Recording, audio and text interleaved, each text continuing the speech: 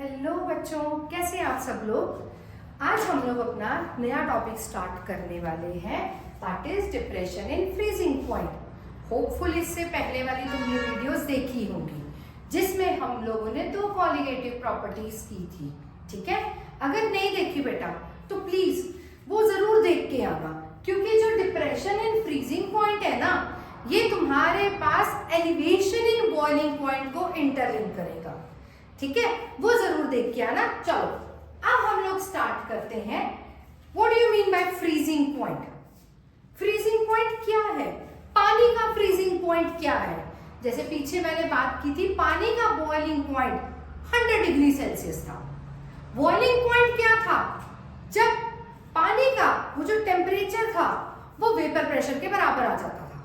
ठीक है, वाटर को 100 डिग्री सेल्सियस पे कैसे बोला गया था बॉइल कर रहा था? क्योंकि उस टाइम पे पानी के जो वेपर्स थे, जो पानी का वेपर प्रेशर था, वो किसको मैच कर रहा था? एटमॉस्फेरिक प्रेशर को। ठीक है, अब फ्रीजिंग पॉइंट क्या है? पानी का फ्रीजिंग पॉइंट है 0 डिग्री सेल्सियस। भाई क्या मतलब है इसका 0 डिग्री सेल्सियस का? बचपन से पढ़ते हुए आ रहे हैं, है ना। 0 डिग्री सेल्सियस मतलब जब ना तो बर्फ बर्फ है, ना पानी पानी है, ना इधर का ना उधर का, है ना। यही बात है। तो उससे डेफिनेशन है तुम्हारे पास, freezing point of a substance is the temperature at which solid and liquid form are in equilibrium. Equilibrium मतलब ना तो बर्फ बर्फ है और ना पानी पानी है। तो वो है तुम्हारे पास ये वाला। ठीक है, ये पानी का आएगा। अगर मैं पानी की बात करूं, फाइन, कोई और सॉल्वेंट होगा तो डेफिनेटली उसका फ्रीजिंग पॉइंट डिफरेंट होगा। क्लियर है ना। तो ये फ्रीजिंग पॉइंट की डेफिनेशन है जब प्योर सॉल्वेंट का सॉलिड और लिक्विड स्टेट इक्विलिब्रियम पे, मतलब दोनों मैच कर जाए, वो है इसका फ्रीजिंग पॉइंट। क्लियर? फाइन, मतलब solid और liquid form have same vapor pressure। Hopefully तुम्हारे को वेपर प्रेशर तो क्लियर हो गया होगा। ठीक है, अब क्या हुआ? पहले तो पूरा प्योर सॉल्वेंट था, अब हमने उसमें सॉल्यूट डाल दिया। अब जब सॉल्यूट डाला, ठीक है, तो कॉलिगेटिव प्रॉपर्टी ने क्या बोला था? नंबर ऑफ सॉल्यूट पार्टिकल्स डालते सार ही सॉल्वेंट में चेंजेस देखने को मिलेगी। अब क्या हुआ? सॉल्यूशन बन गया। सॉल्यूशन बनने के बाद उसका फ्रीजिंग पॉइंट पीछे को जाएगा। ठीक है, पहले जो चीज 0 डिग्री सेल्सियस पर फ्रीज कर रही थी, अब वो 0 पर नहीं करेगी, वो 0 से पीछे की तरफ करेगी, मतलब नेगेटिव की तरफ करेगी। इस साइड को टेम्परेचर घटता है। ठीक है, जब बॉइलिंग वाला किया था ना, तो बॉइलिंग वाले पे T0B से TB तक जा रहे थे। ठीक है, कोई कंफ्यूजन मत रखना। बॉइलिंग पॉइंट से टेम्परेचर बढ़ रहा था बॉयल होने के लिए। जो चीज पीछे मैंने एग्जांपल ली थी ना, जो चीज 50 डिग्री सेल्सियस पर बॉयल हो रही थी, वो अब 70 पर होने लग पड़ी, मगर फ्रीजिंग पॉइंट पीछे की तरफ गया। बॉइलिंग पॉइंट आगे की तरफ का है टेम्परेचर का, फ्रीजिंग पॉइंट पीछे की तरफ का है टेम्परेचर का। ठीक है, ये बॉइलिंग पॉइंट, ये फ्रीजिंग पॉइंट है। फाइन बच्चा, इतना क्लियर? अब इसका तुम स्क्रीनशॉट लो और फिर अगेन जैसे बॉइलिंग पॉइंट में हम लोगों ने एक फॉर्मूला डिराइव किया था, जो मैं यहां पर लिख देती हूँ। फॉर बीपी लिखा है, बॉइलिंग पॉइंट है, that was del TB is equal to KF into M था, है ना।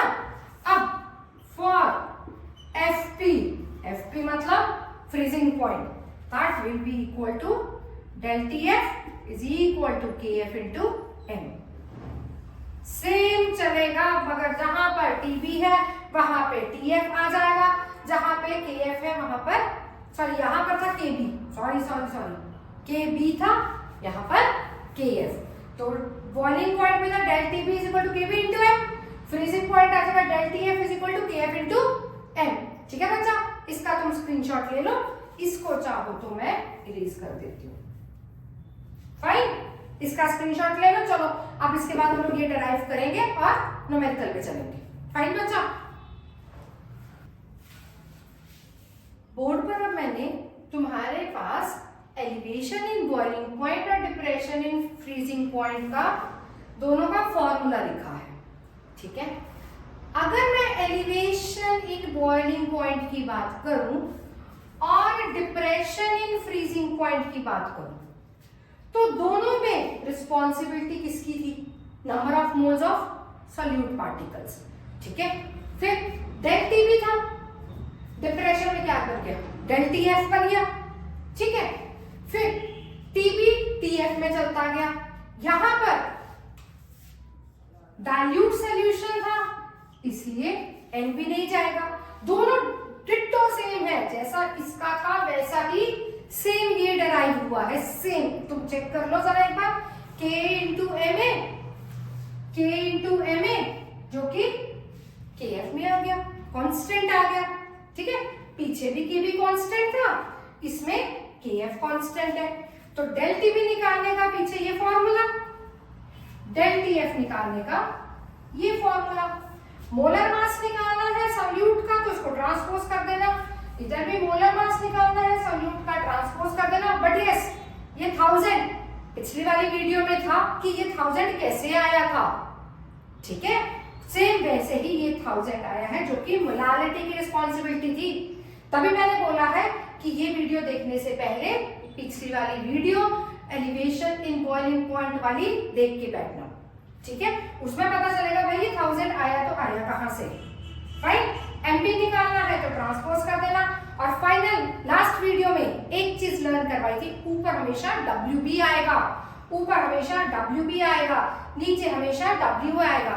1000 into KB into WB, 1000 into KF into WB, WA into MB, WA into MB। MB निकालना है तो ऊपर चले जाएगा। ठीक है, 2 मिनट के लिए इसको एनालाइज करो कि भाई इसमें क्या था और इसमें क्या चला गया। ठीक है, और इसका स्क्रीनशॉट ले लो, फिर हम इसका न्यूमेरिकल करते हैं। अब हम लोग डेल टीएफ का न्यूमेरिकल करेंगे। ठीक है, होपफुली तुम लोगों ने इसका एक न्यूमेरिकल जो मैंने होमवर्क दिया था ग्लूकोज वाला इंटेक्स वाला वो हुआ होगा। अगर नहीं हुआ होगा तो मुझे तुम कमेंट्स में जरूर लिख के बताना कि मैम वो नहीं हुआ, मैं तुम्हारी हेल्प कर दूंगी उसमें। अभी हम लोग इंटेक्स क्वेश्चंस ही कर रहे हैं, जब क्लास वाइंड अप हो जाएगी ना, जब पूरा चैप्टर खत्म होगा तब हम उठाएंगे बैक क्वेश्चन आंसर्स को। ठीक है, इसका तुम लोग स्क्रीनशॉट ले लो। फाइन, चलिए अब हम लोग करते हैं न्यूमेरिकल। ठीक है, न्यूमेरिकल मैंने एनसीईआरटी इंटेक्स्ट का ही उठाया है। फाइन, हमारे पास दिया क्या है, सबसे पहला सिनेरियो क्या होगा, जो दिया गया है उसको लिखा जाएगा। चलिए लिखिए मेरे साथ, 45 ग्राम ऑफ इथाइल ग्लाइकोल को मिक्स कर रहे हैं हम लोग 600 ग्राम ऑफ H2O में। मतलब तुम्हारे पास गिवन वेट दिया गया है या गिवन मास दिया गया है इथाइल ग्लाइकोल का 45 ग्राम। ठीक है, और 600 ग्राम वाटर का दिया गया है, वाटर दिया गया है 600 ग्राम, मतलब सॉल्वेंट दिया गया है 600 ग्राम। हमने निकालना है freezing point depression.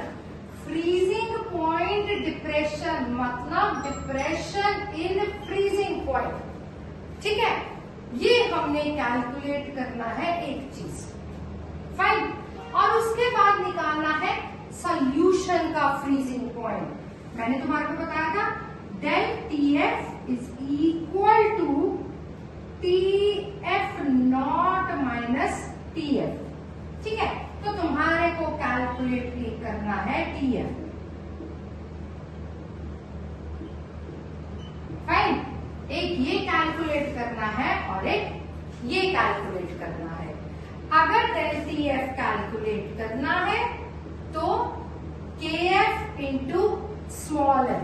Small m is the molality, और मोलालिटी की डेफिनेशन क्या है, कितने number of solute particles dissolve हो रहे हैं इतने ग्राम ऑफ सॉल्वेंट में, क्या ना। अब सॉल्वेंट क्या है तुम्हारे पास? पानी। फाइन, सब कुछ यहाँ पर ये किलोग्राम में है, तो हम लोग पानी को भी पहले किलोग्राम में कन्वर्ट कर देते हैं। 600 अपॉन में 1000, 0 पॉइंट कितना आ गया? 6। फाइन, मोलालिटी मतलब कितने नंबर ऑफ सॉल्यूट डिसॉल्व कर रहा है इतने सॉल्वेंट में, ठीक है। अब दिक्कत क्या है? सॉल्यूट का नंबर ऑफ मोल्स तो दिया नहीं है, तो सॉल्यूट का नंबर ऑफ मोल्स मतलब यहां लिखो, number of moles of solute is equal to given mass. इसका मोलर मास निकालो जरा, C2H6O2 का 2 into 12 plus 6 into 1 plus 2 into 16, calculate करो, देखो इतना आया। और ये कैलकुलेट करके 0.73 मोल्स आ गया, ठीक है। अब क्या रह गया बेटा? Del TF is equal to KF तुम्हारे को दिया गया है, और मोलालिटी मतलब नंबर ऑफ मोल्स अपॉन में 0.6, ठीक है। और यहां से तुम्हारे पास जो डेल TF आएगा इतना आएगा। क्वेश्चन एक बार दोबारा से समझते हैं हम लोग। मुझे डिप्रेशन इन फ्रीजिंग पॉइंट निकालना था, मतलब मुझे डेल TF निकालना था, ठीक है।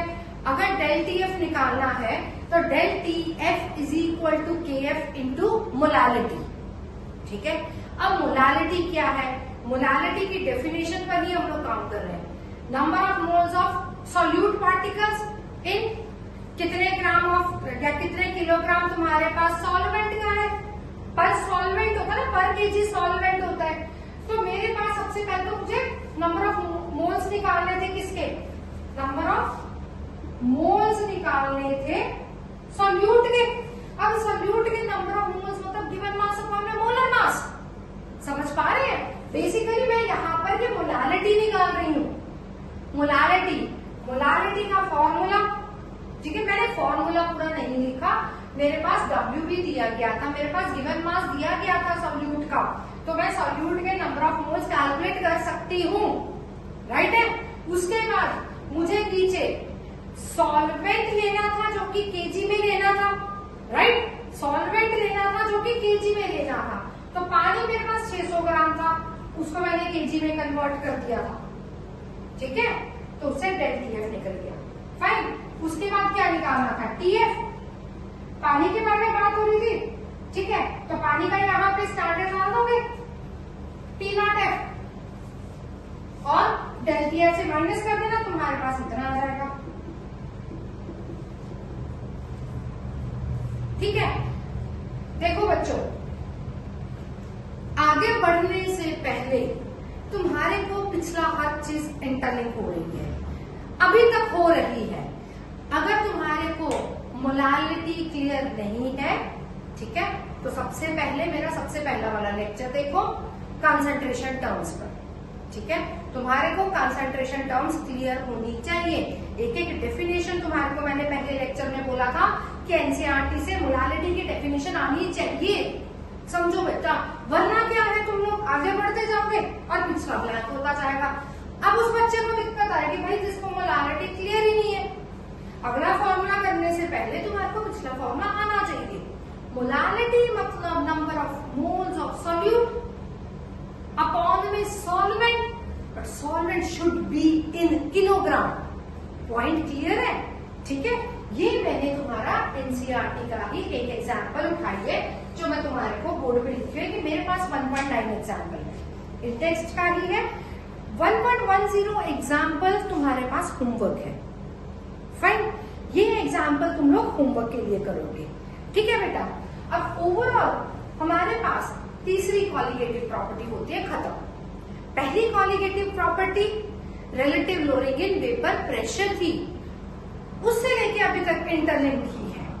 ठीक है, Raoult's law, relative lowering in vapour pressure, फिर एलिवेशन इन बॉइलिंग पॉइंट किया, then depression in freezing point किया। जिसको elevation in boiling point clear है उसके लिए depression in freezing point easy है। जिसको रॉल्स लॉ क्लियर था उसके लिए relative lowering in vapour pressure clear है। और ओवरऑल अभी तक का हमारा सारा का सारा खेल किस पे आ रहा है? नंबर ऑफ सोल्यूट पार्टिकल्स पर आ रहा है। ठीक है, तुम चाहो तो इसका स्क्रीनशॉट ले सकते हो, बट यस इससे नेक्स्ट वाला एग्जाम्पल पॉजिटिवली सॉल्व करके देखना। ठीक है, और जब भी पढ़ते हो ना अपने साथ अपनी एनसीईआरटी जरूर रखो बेटा। ठीक है, तो इसके बाद अब हम लोग चौथी कॉलिगेटिव प्रॉपर्टी स्टार्ट करेंगे, that is osmotic pressure. Osmotic pressure के लिए तो एनसीईआरटी मुझे मस्ट चाहिए। ठीक है, देखो जरा इसको। आज की क्लास का लास्ट टॉपिक या मैं लास्ट एप्लीकेशन बात करूं, वो है हमारे पास हम लोग अगर रोड पर बर्फ जमी हुई है, इतनी इतनी बर्फ पड़ जाती है सड़कों पर, अपर हिल्स की बात करें या मैं अब्रॉड की बात करूं, तो वो लोग क्या करते हैं, नमक डाल देते हैं।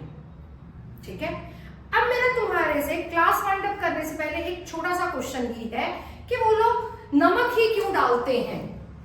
सड़क पर आइस को मेल्ट करने के लिए वो लोग हमेशा NaCl डालते हैं, क्यों डालते हैं, ऐसा क्या कारण है? दूसरी चीज, मटका कुल्फी की बात करें, मटका कुल्फी तो खाई है सबने। ठीक है, वो क्या करते हैं, मटके में हाथ डाला और बड़े आराम से उन्होंने कुल्फी बाहर निकाल दी। क्या वहां पर नमक क्यों डाला गया है? या मैं बात करूं अगर वो नमक नहीं डालते तो वो बर्फ इतनी हार्ड होती। अब नमक ही क्यों डाला गया है इन सब चीजों में? Why NaCl is used in melting of ice on roads? Answer तुमसे मैं मांगूंगी कमेंट बॉक्स में। पॉजिटिवली इसका आंसर मुझे कमेंट बॉक्स में बताना। ठीक है, फिर उसके बाद हम लोग नेक्स्ट क्लास में स्टार्ट करेंगे ऑस्मोटिक प्रेशर। आज की क्लास यहीं तक ही। आज हमने एक ही कॉलिगेटिव प्रॉपर्टी पढ़ी है, that is depression in freezing point. ठीक है, अगली कॉलिगेटिव प्रॉपर्टी थोड़ी लंबी हो जानी थी, इसलिए वो हम लोग नेक्स्ट क्लास में पढ़ेंगे, जिसमें हम लोग ऑस्मोटिक प्रेशर पढ़ेंगे, ऑस्मोसिस पढ़ेंगे, रिवर्स ऑस्मोसिस पढ़ेंगे, जो हमारे आरओ में होता है। आरओ जो हमारा फिल्टर लगा पड़ा है घर में। ठीक है, वो क्लास तब जाएगी। तब तक के लिए पॉजिटिवली अपनी एनसीईआरटी पढ़ लेना बच्चा लोग। ठीक है, everything is from your NCERT और एनसीईआरटी मस्ट है। Till then do like, share and subscribe बच्चों। थैंक यू सो मच बच्चों, मिलेंगे हम लोग नेक्स्ट क्लास में। Thank you.